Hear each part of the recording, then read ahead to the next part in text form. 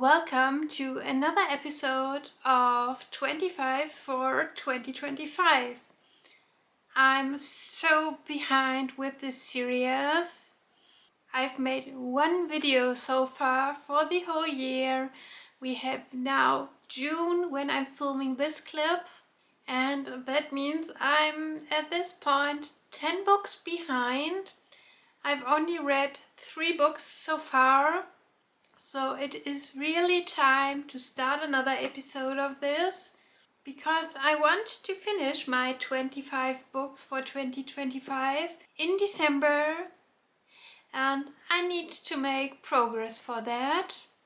So here we are now, and the first book I wanted to read for this vlog is Only from Space, The Earth is Blue by Björn Stefan. Or in German, Nur vom Weltraum aus ist die Erde blau. It is a book in German by a German author, and it was first on my February TBR, and I put it to the side and on another TBR again and again until June now, where I've started the book and tried to read it, and the word try says enough. I'm 50 pages into the book and decided that this is not my vibe, not my kind of story. I could read the whole story and give it 3 stars in the end, but one of my goals for 2025 was to DNF more books that I not fully enjoy, and this is one of them. The plot so far is not what I expected. I expected a way more literary story about special words that this kid collects, but it is more about life in the late stadium of the DDR, so East Germany, and in the time Germany unites again, and how life in Germany is in this time. And I'm not interested in reading about that. So it is a DNF for me, and I hope somebody else can enjoy the story way more than I. But I already picked another book from my list, and this is The Codebreaker by Walter Isaacson. It is the one and only non-fiction book on my 25 for 2025 reading list. And it is a lot about genetics and how our research over genetics changes all our lives and the future for us, for humanity. And I promised myself at the beginning of June that I will read 1 chapter per day, so I should finish the book in early August, because this book has 68 chapters. And today I'm 5 chapters in, which makes 66 pages, and I'm really enjoying it so far. It is interesting. So far it is more a biography about Jennifer Doudna, one of the experts in genetics and in research about genetics. And she was one of the leaders in research in the whole COVID pandemic. So I'm super interested to read about that, and I guess I will keep you updated. I'm halfway through The Codebreaker now, and the original plan was to read 1 chapter per day since June 1st. But I picked up the pace and I'm reading now 2 chapters a day, because I want to put out this video faster than expected, because I needed to postpone my Windy City series video due to a buddy read in August for the last part. So this video comes earlier now, which is completely okay, and I really enjoy reading The Codebreaker.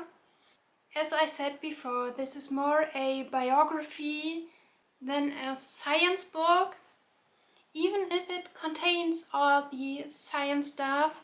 about genetic editing and things like that.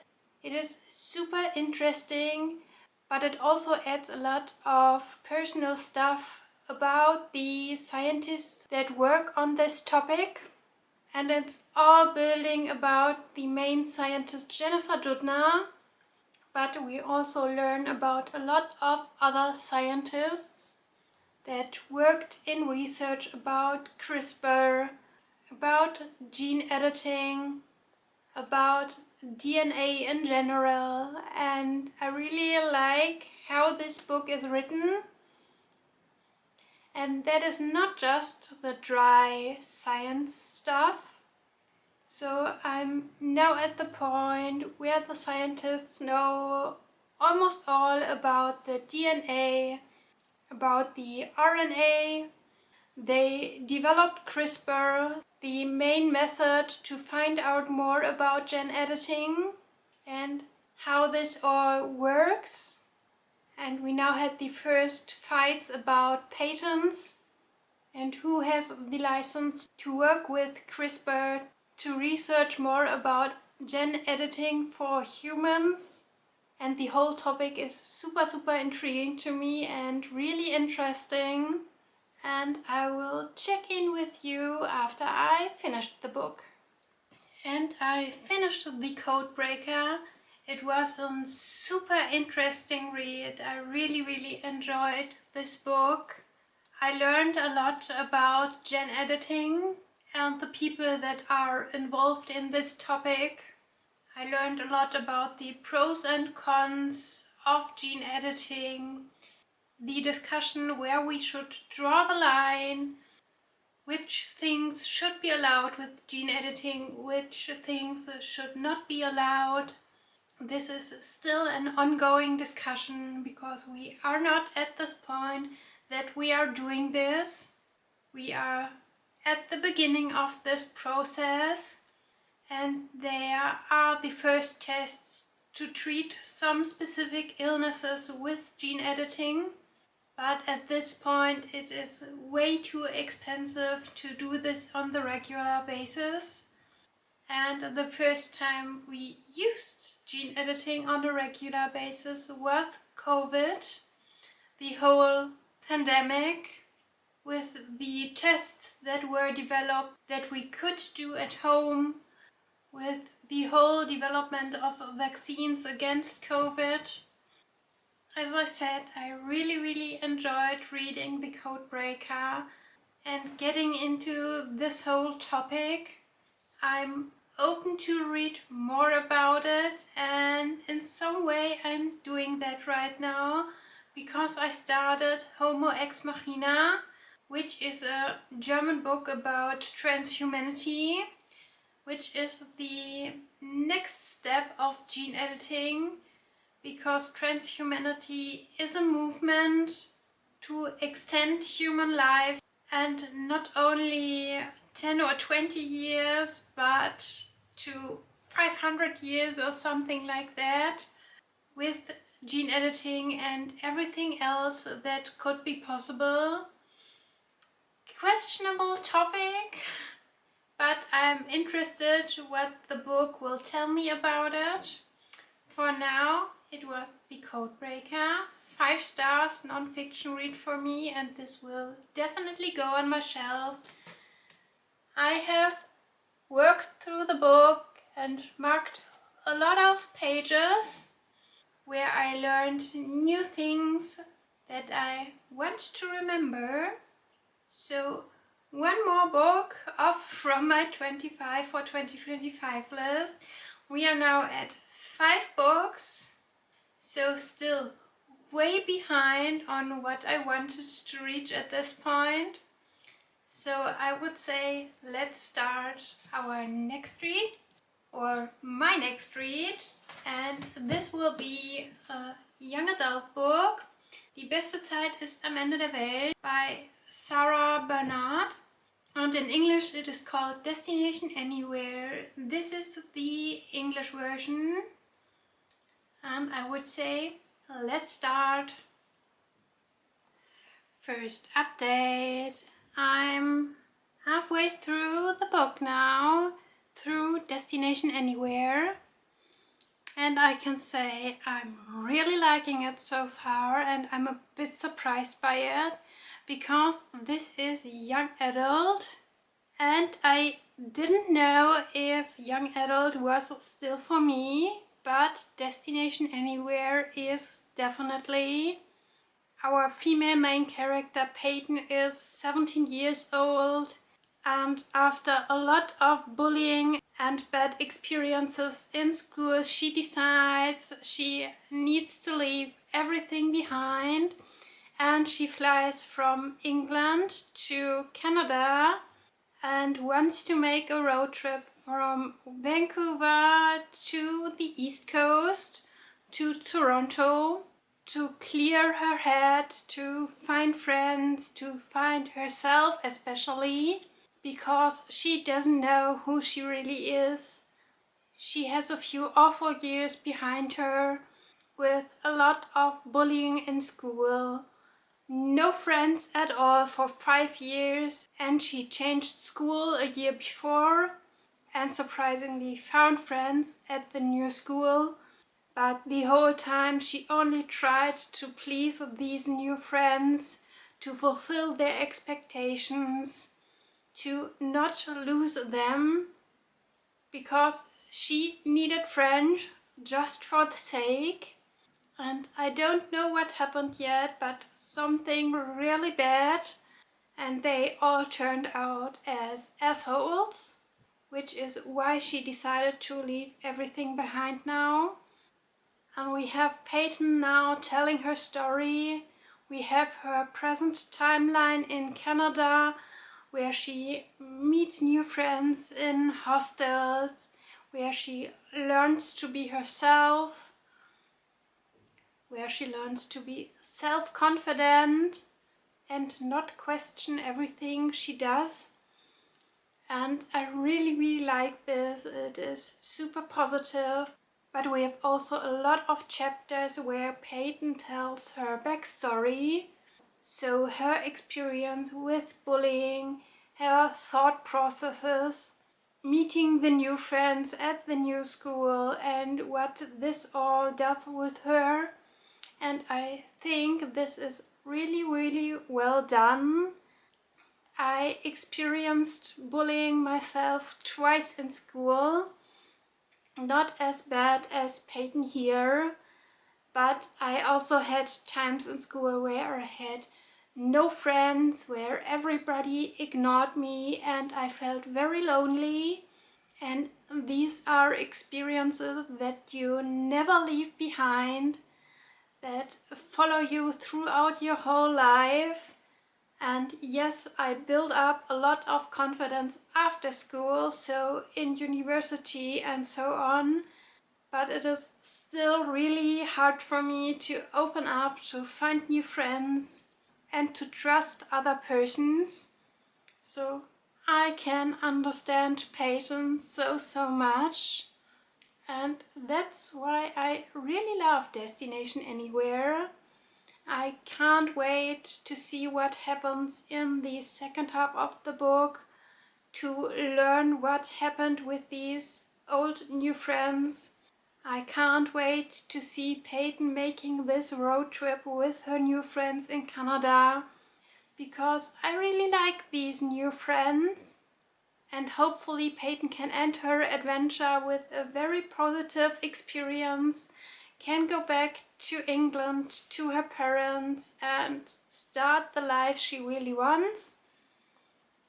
We will see. I will tell you in my next update. Okay, trying new angles for this video. I finished Destination Anywhere, and I can say I really loved this book. As I said before, that was surprising to me because this is young adult, and normally I don't tend to love young adult in my age. But this one was really good, and I could connect a lot with our female main character, with Peyton, because I've made a lot of similar experiences And I can say that her thought processes and her insecurities are real. I definitely can understand all of that, and it made me feel the whole story and the whole character development of Peyton. I'm so proud of her, and I really liked the ending of the book, even if it was a little bit too open for me. I wish we would have had a discussion with the father in the end, because he's the most unsupportive of the decisions Peyton made in this book, and the most unsupportive with the future decisions she made. But I really loved everything else about the book.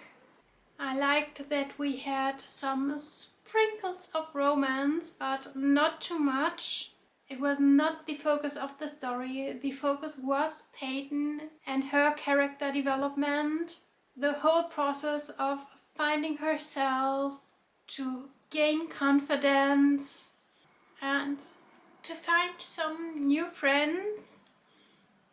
And that was perfectly executed. So I definitely can recommend Destination Anywhere. And I think I don't have anything else to say about the book, so let's go to the next one. And here we are again with the last book of the vlog, The Fall of the President by Mark Ellsberg, an Austrian author. So this book is only available in German, but it was on my 25 for 2025 list, so I will include it here. And this book was inspired by Trump's first time as president and how he probably could get arrested after his presidency for things he has done. And I'm really liking this book so far. I'm halfway through the book, so I have 300 pages read and 300 pages left. We have a lot of POVs here in this book, and we are changing POVs a lot of times throughout the chapters, so it is quite a bit confusing. And sometimes I need to take a few sentences to really figure out who this person was or in which time we are now, because we also have flashback scenes that are not marked, which makes this book a bit complicated. But the story is on point. I'm really liking it. I'm super intrigued. And you can clearly see the inspiration at some points.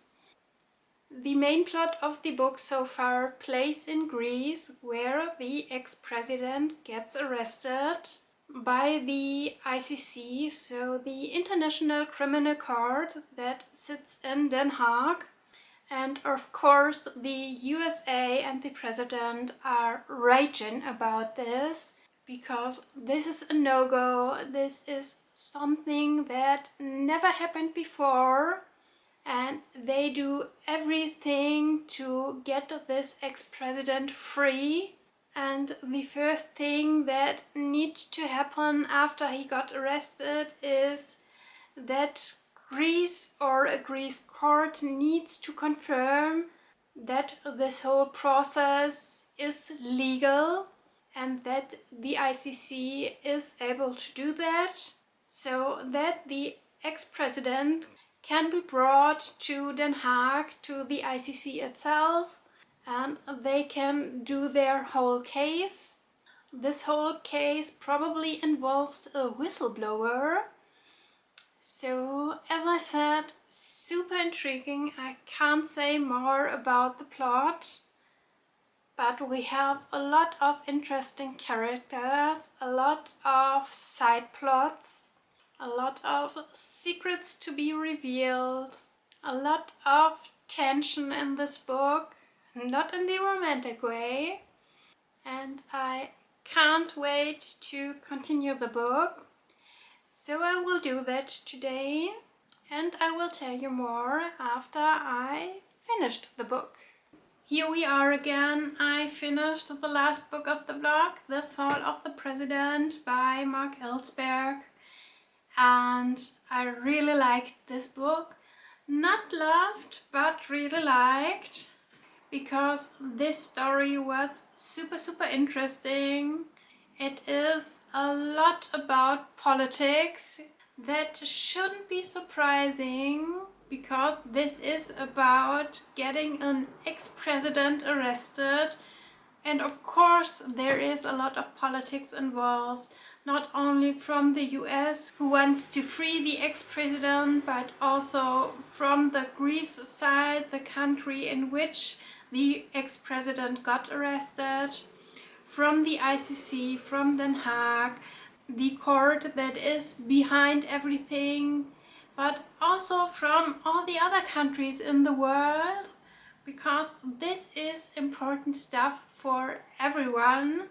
Something that never happened before, as I said in my first update.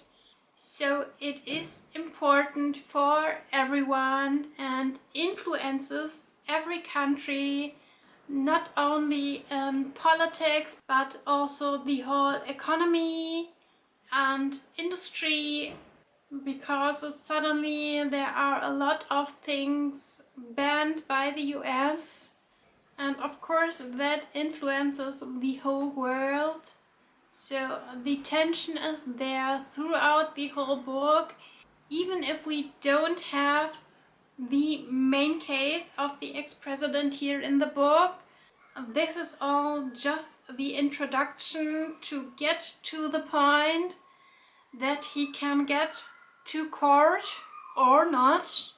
It is about the whole point if the arrest of the ex-president is allowed, and to the end we also have a few plot twists that build up more tension and made me more intrigued into everything. I know this book is not for everyone, but I really liked it. I read the whole second half of the book, so 300 pages, within 24 hours. It helped that the chapters were quite short, but I really was invested and can't wait to read more by Mark Ellsberg. I really love his books. I already read Blackout, which was awesome. I read Zero and I read Helix. I think all three of them are available in English, but I'm not 100% sure. This one sadly is not available in English, and I need to do a little bit of research after this vlog, but I think I have one book left from him that I haven't read yet and that I don't own, but that I will get at some point. I don't know if this year, because I want to work on my challenges, but it is on my wish list. Okay, second try, because it was really loud outside. I have read now 4 books for this vlog. These are only 3, I can count, but the 4th book is already in a little free library. And these are the ones that probably can stay, because I loved all of them and they all really entertained me and were really intriguing.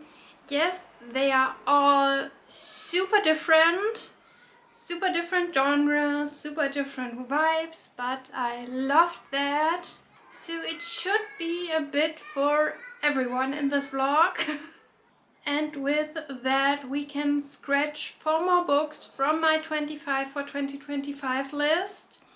So we are now at 18 books that I still need to read, so way behind, which means I should stop talking and should start the next vlog for this series.